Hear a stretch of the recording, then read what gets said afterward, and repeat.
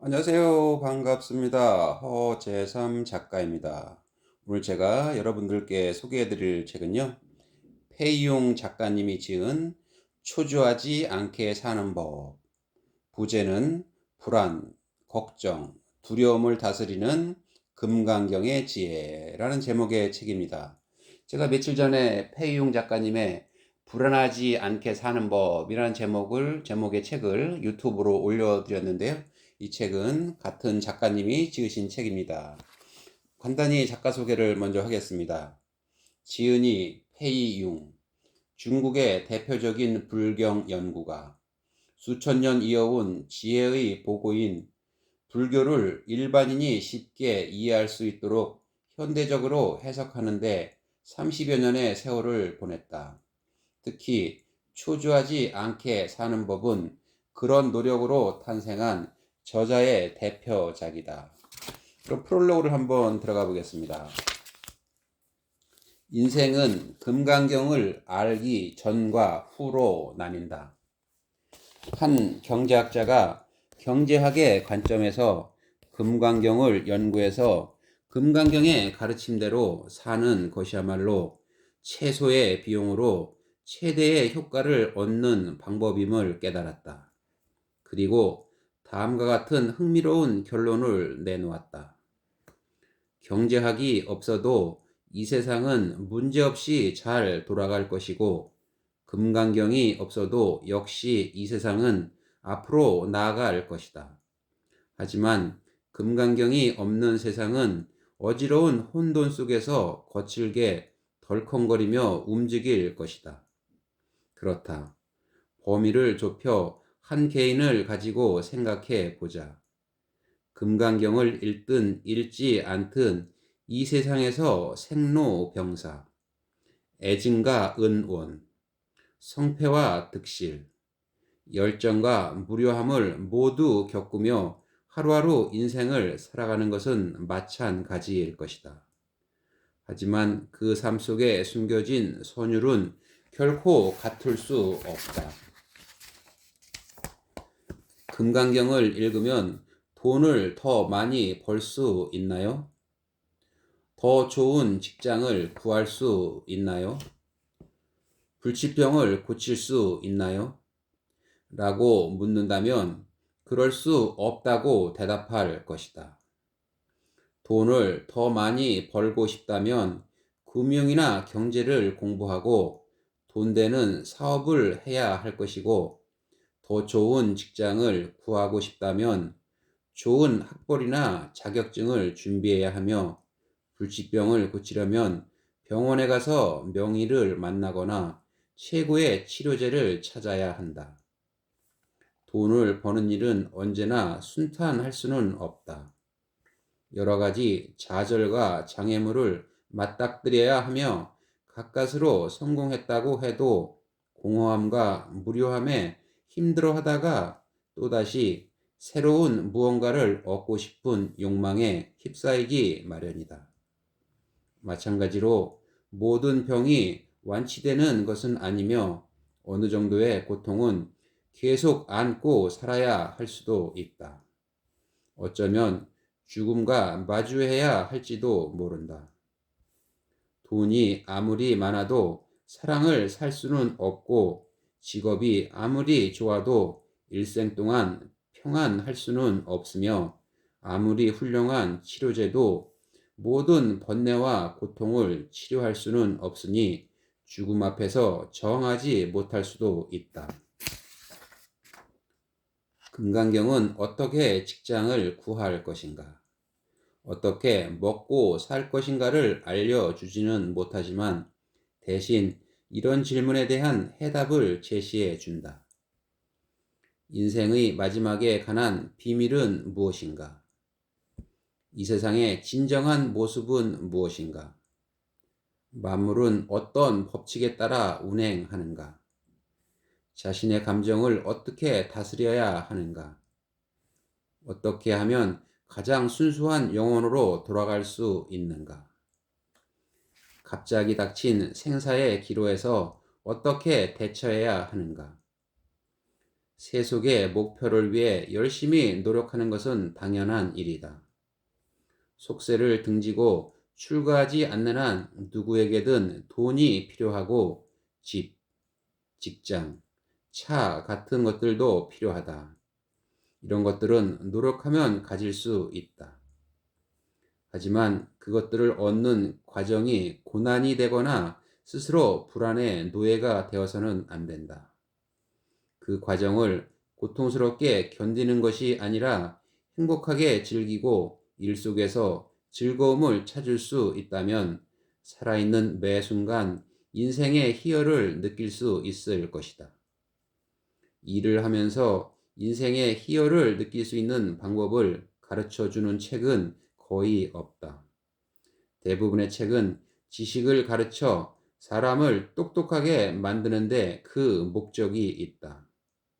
지혜를 가르쳐 사람을 행복하게 만들어 주는 책은 별로 없다. 그래서인지 세상에 똑똑한 사람은 많지만 지혜로운 사람은 찾기 힘들다. 똑똑하기보다는 지혜로워야 더 큰 그릇을 가질 수 있다. 똑똑한 사람은 성공에 집착하고 이른바 성공을 거둔 뒤에도 성공에 도취되어 운명의 자욱한 안개 속에서 길을 잃고 초조해야 한다. 반면 지혜로운 사람은 성공에 집착하지 않고 실패를 두려워하지 않으며 성패에 연연함 없이 자기 마음이 원하는 대로 움직이기 때문에 안개를 떨쳐내고 최종 목적지를 향해 흔들림 없이 나아간다. 금강경을 읽으려면 우선 마음을 비워야 한다. 기존에 가지고 있던 습관적인 생각과 선입견을 한쪽으로 밀어버리고 탁 트인 마음을 가져야 한다. 그런 마음으로 읽어야만 금강경이 어떤 결론을 담고 있는 것이 아니라 일종의 계시이자 작은 깨우침을 전하고 있음을 발견할 수 있다. 그 깨우침이란 바로 자아를 해방시키고 모든 선입견을 떨쳐내는 것이다. 금강경을 통해 돈 버는 법, 병을 고치는 법, 직장에서 성공하는 법을 배울 수는 없겠지만 금강경을 읽고 그 가르침을 실천한다면 설령 심오한 뜻을 이해하지 못하고 표면적인 문자 해석에 그친다 해도 외부의 간섭을 받지 않고 평온함을 지키는 힘을 얻을 수 있다. 그 힘이 생활 속에 충만하면 아무것도 두렵지 않게 된다. 실패, 질병, 실직, 심지어 죽음도 두렵지 않고 성공에 도취되어 길을 잃지도 않으며 성공한 뒤 허무함을 느끼지도 않는다. 초조함, 두려움, 걱정을 떨쳐내고 언제든 냉정한 이성과 예리한 통찰력을 유지한다면 무엇을 하든 자신을 온전히 몰입시킬 수 있고 어떤 결과가 있든 진정한 기쁨을 누릴 수 있다. 갖지 못했을 때는 갖고 싶고 얻고 나면 지키고 싶은 것은 인간의 기본적인 욕망이다. 갖고 싶을 때 실패를 걱정하고 지키고 싶을 때 잃을 것을 두려워하는 것은 인간의 기본적인 마음이다. 초조함이라는 인간의 가장 기본적인 심리를 어떻게 해결해야 할까? 이 질문에 대한 해답이 금강경에 분명하게 제시되어 있다. 바로 집착하지 않는 것이다. 모든 대상에 대해 더 이상 집착하지 않으면 외부의 그 어떤 것도 내게 위협이 되지 않고 불안, 걱정, 두려움을 주지 못한다. 아무 것에도 집착하지 않으면 외부의 그 어떤 것도 나를 초조하게 하지 않는다. 진실한 모습을 그대로 받아들이고 자기 자신에게로 돌아가 창조의 활력을 충만하게 가질 수 있다. 더 이상 초조함에 고통받으며 살지 않고 자유와 창조 속에서 살 수 있다. 이 책의 마지막 책장을 덮을 때쯤 당신에게 커다란 깨달음이 시작될 것이다. 그럼 목차를 한번 보겠습니다. 1장, 열심히 밥 먹는 것부터 시작한다. 2장, 하고 싶고 할 수 있는 것에 집중한다. 3장, 멀리 보고 넓게 생각한다. 4장, 아무 조건 없이 사랑한다. 5장, 불평등한 인생을 받아들인다. 6장, 모든 집착을 내려놓는다. 7장, 미루지도 기다리지도 않는다. 8장, 눈에 보이는 것 너머를 상상한다. 9장, 판단은 하지만 고집하지는 않는다. 10장, 나를 벗어나 나로 돌아간다. 네, 그럼 한번 본문으로 들어가기 전에 금강경 해설을 한번 보겠습니다. 18분 만에 금강경 이해하기. 금강경은 무슨 이야기를 담고 있나? 금강경의 정식 제목은 능단 금강 반야 파라밀경이다. 불교에서 굉장히 중요한 경전이며 불교학의 근본이 되는 교법을 담고 있다. 이 경전은 무슨 이야기를 하고 있을까?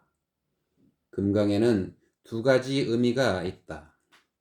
하나는 모든 것을 꿰뚫을 수 있는 빠르고 맹렬한 번개라는 뜻이고, 또 하나는 가장 단단한 암석인 다이아몬드라는 뜻이다.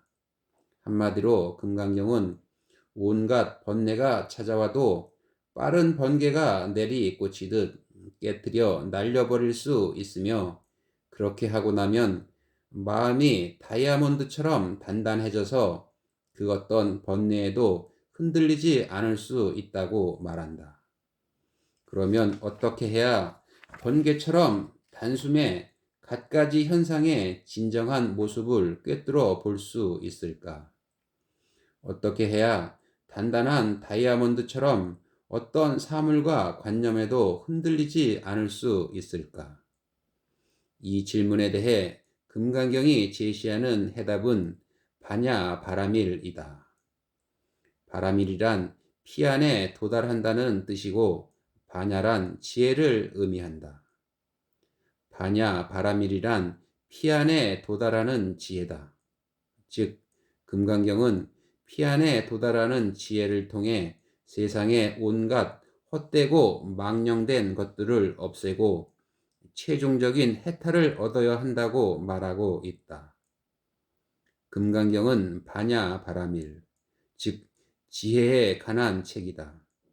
그런데 왜 불교에서는 지혜라는 말을 놔두고 굳이 반야라고 할까? 불교에서 말하는 지혜가 우리가 일반적으로 알고 있는 지혜와 다르기 때문이다. 우리가 보통 말하는 생활의 지혜는 불교의 관점에서 보면 그저 똑똑함이나 먹고 살기 위한 수단일 뿐이다. 어떻게 하면 돈을 벌 수 있는지, 어떻게 하면 승진할 수 있는지 알려주는 책들도 지혜를 알려준다고 말하고 있지만 그것은 사실 지혜가 아니라 똑똑함이다. 불교에서 말하는 지혜란 세상의 모든 도리를 알고 세상의 모든 것에 집착하지 않으며 오로지 최고의 정신적인 경지만을 추구하는 것이다. 이 세상에 무언가에 연연하지 않으며 오직 어떻게 피 안에 도달할 수 있는가에만 관심을 갖는다. 피 안에 도달하는 법을 깨닫고 나면 잡다한 세상사는 근심할 가치도 없는 하찮은 것들임을 알게 될 것이다. 불경 가운데 반야에 대해 이야기하고 있는 것을 반야경이라고 하는데, 당나라 때 현장이 반야경을 전부 모아 대반야경을 편역해냈다. 대반야경은 600권에 달하는 방대한 양으로 16종의 경전이 수록되어 있다. 금강경은 그 중 하나이며 아마도 최초의 반야경일 것이다. 석가모니는 네 곳에서 열린 16번의 설법을 통해 반야에 대해 모두 설명했다. 첫 번째부터 여섯 번째와 15번째 설법은 왕사성의 영치봉에서 열렸고, 7번째부터 9번째, 그리고 11번째부터 14번째까지는 사위국 기수국 고득원에서 열렸다. 9번째 설법 때 이야기한 것이 바로 금강경이다. 10번째 설법이 열린 곳은 숙세가 아니라 천궁이었고, 16번째 설법은 라자 가하의 중림 정사였다. 왕자 시다르타는 어떻게 부처가 되었나? 석가모니는 원래 왕자였다. 그는 기원전 약 565년 인도 카필라 성에서 태어났으며 본명은 고타마 시다르타다. 석가모니는 사람들이 그를 불렀던 존칭으로 석가족의 현인이라는 뜻이다. 석가모니는 어릴 적 호화로운 궁전에서 사치스러운 생활을 했다. 20살이 조금 안 되었을 무렵 그에게는 이미 아름다운 아내와 귀여운 아들이 있었다. 큰 이변이 없는 한 부왕이 세상을 떠나면 그가 왕위를 물려받고 국왕이 될 것이었다. 그러나 석가모니는 몹시 예민하고 이 세상의 모든 현상에 대해 깊이 사색했다. 특히 죽음과 질병은 그를 고뇌하게 하는 가장 큰 주제였다. 그는 이 세상에 살고 있는 한 고통을 피할 수 없다고 느끼고는 죽음, 번뇌, 사랑 등의 오묘한 비밀을 알고 싶었다. 마침내 그는 29살이 되던 해에 왕위와 가족을 모두 버리고 왕궁을 떠나 진리 탐구의 길에 올랐다. 현자들을 찾아가 스승으로 모시고 가르침을 받았지만 금세 실망했고, 고행하며 마음을 수행했지만 역시 실망하고 진리를 발견하지 못했다. 그렇게 6년 넘게 곳곳을 돌아다니며 진리를 찾아 헤매던 어느 날, 석가모니가 지친 몸을 이끌고 니연선하 기슭에 있는 필발라수 밑에서 묵상에 잠겼다. 꼼짝하지 않고 깊은 선정에 들어간 지 2회째 되던 날, 별안간 별똥별 하나가 하늘을 가르며 떨어지는 순간 그가 문득 깨달음을 얻고 부처가 되었다. 부처 또는 불이란 깨달은 자라는 뜻이다. 이 필발라수를 그 후 보리수라고 불렀는데, 보리라는 말이 바로 지혜를 의미한다. 그해 석가모니의 나이가 35살이었다. 석가모니가 부처가 된 것은 신선이 된다는 것과는 다르다. 석가모니가 부처가 된 것은 이 세상의 도리를 깨닫고 해탈했음을 의미한다. 석가모니는 보리수 밑에서 선정한 뒤 사체를 깨달았다. 사체란 4가지 진리라는 뜻이다. 첫 번째 고체는 세상의 모든 행위가 고통을 일으킨다는 진리이고, 두 번째 집체는 우리가 고통스러운 것은 어리석은 욕망 때문이라는 진리다. 세 번째 멸체는 고통을 없애는 유일한 방법은 열반이라는 진리다. 여기서 열반이란 보통 우리가 말하는 죽음이 아닌 적정, 즉 몸과 마음이 고요함을 의미한다. 어째서 적정일까? 번뇌와 탐욕, 어리석음이 없으니 더 이상 인간 세상으로 윤회해 또다시 고통받지 않아도 되기 때문이다. 네 번째 도체는 옳은 관념과 행동을 통해서만 열반에 다다를 수 있다는 진리다. 부처가 된 석가모니는 설법하기에 적당한 녹야원으로 갔다. 거기서 예전에 그와 함께 출가한 시종 5명을 만나 그들에게 사체에 대해 이야기해 주었는데 각기 다른 3가지 관점에서 3차례 이야기했기 때문에 이를 삼전 법륜이라고 부른다. 그때부터 부처는 45년 동안 진리를 설파하는 삶을 살았다. 진리를 설파하는 동안 그는 자신의 이론 체계를 점점 심오하게 발전시키고 여러 가지 불교학의 개념과 수행 방법을 제시했지만 사체라는 기본 존재는 변함이 없었다. 따라서 이 기본 존재를 이해하지 못하면 불교학의 이론을 이해할 수 없다. 석가모니는 자신의 깨달음을 구두로만 설법하고 글로써 남기지 않았기 때문에 그의 학설은 책이 아니라 입에서 입으로 전해졌다. 석가모니가 세상을 떠나기 전 제자 아난이 그에게 몇 가지 질문을 했는데 그 중에 이런 질문이 있었다. 스승님께서 생전에 계실 때는 모든 이가 스승님의 가르침을 직접 들을 수 있습니다. 하지만 스승님께서 세상을 떠나신 뒤에 우리가 사람들에게 불법을 전파할 때는 어떻게 해야 그것이 스승님의 가르침이라는 것을 사람들이 믿도록 만들 수 있겠습니까? 그러자 석가모니가 대답했다. 설법을 하기 전에 여시아문, 즉 나는 이와 같이 들었다라는 말을 덧붙여라. 그러면 중생들이 그게 내가 한 말임을 믿을 것이다. 그러므로 불경의 첫머리가 여시아문으로 시작된다면 그것은 석가모니가 말한 가르침이라는 뜻이다. 현대인은 왜 금강경을 읽어야 하나? 금강경은 다른 불경에 비해 분량도 짧고 글도 단순하고 쉽다. 화려한 상상과 신비한 은유, 복잡한 대꾸가 이어지는 다른 불경들과 달리 금강경은 평범한 문답록이다. 그럼 본문으로 한번 들어가 보겠습니다. 1장 열심히 밥 먹는 것부터 시작한다. 지금 이 순간을 사는 지혜. 지금 이 순간 무슨 생각을 하고 있나? 금강경의 첫머리는 이렇게 시작된다. 어느 날 부처가 사위국, 기수국, 고득원에 계셨다. 더없이 평범하기만 하다. 다른 불경에서는 늘 부처가 신비한 모습으로 등장하지만 금강경에서 부처는 평범함 그 자체다.